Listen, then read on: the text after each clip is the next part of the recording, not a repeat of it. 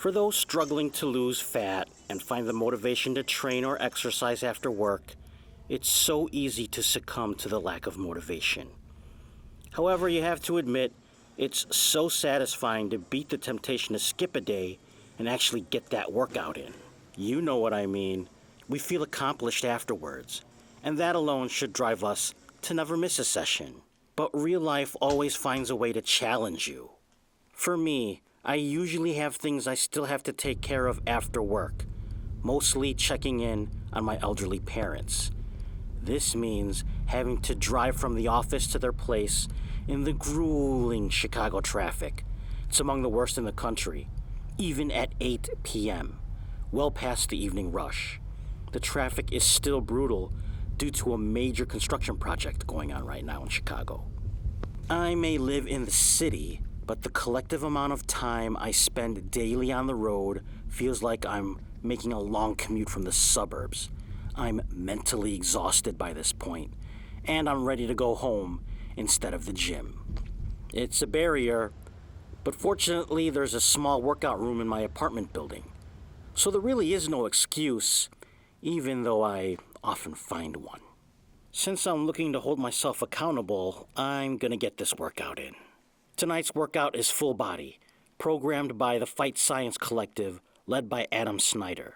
He works with both competitors and hobbyist martial artists like me, providing data-driven and science-based strength, cardio, and performance-based workouts. It's a great group, and I'll be doing a video about them going into more detail coming up.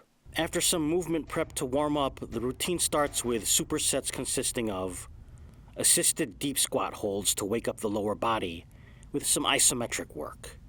Then it's B-stance dumbbell Romanian deadlifts. Get that single leg work in. Single leg work actually translates more to athletic movement, and we can also work on muscle imbalances. Finally, some overhand band pull-aparts. Then some dynamic work, starting with light plyometrics, single leg lateral pogos. MMA is a combat sport, emphasis on sport, so our training needs to be athletic. Light pogos are a good starting point. I make my way to the parking area of my complex for Medball rotational throws. Now, we've been warned about slamming the walls in the workout room, and that's why we have to go to the garage. Rotation is a foundational exercise movement, especially in combat sports. This one helps with power generation.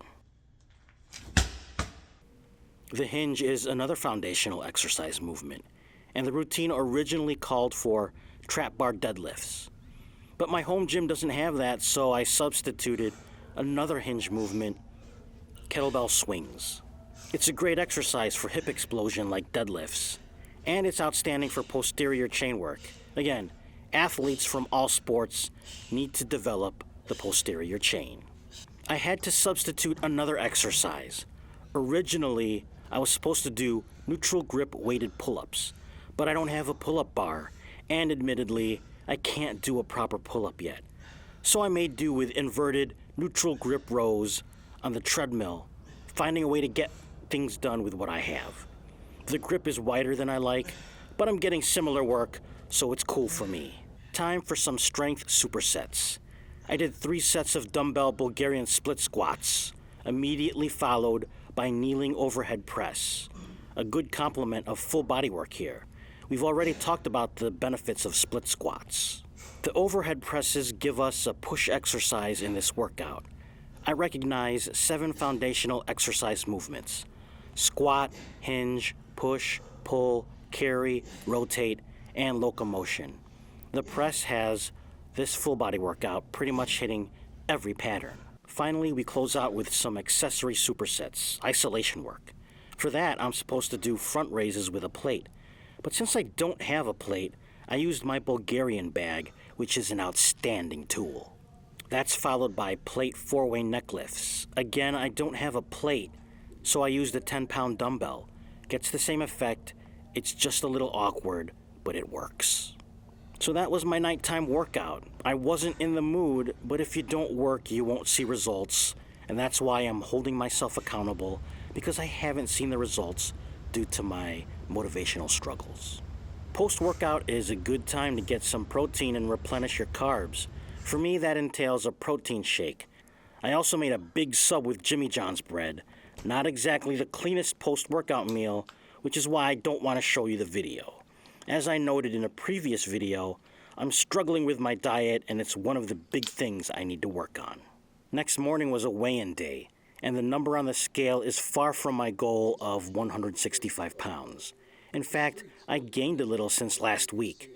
It disappoints me, but again, this is why I'm documenting and sharing, because I'm looking to hold myself accountable. We are going to see this number go down next week. I'm working on it. Getting this workout in has me feeling accomplished. I need to keep up the momentum.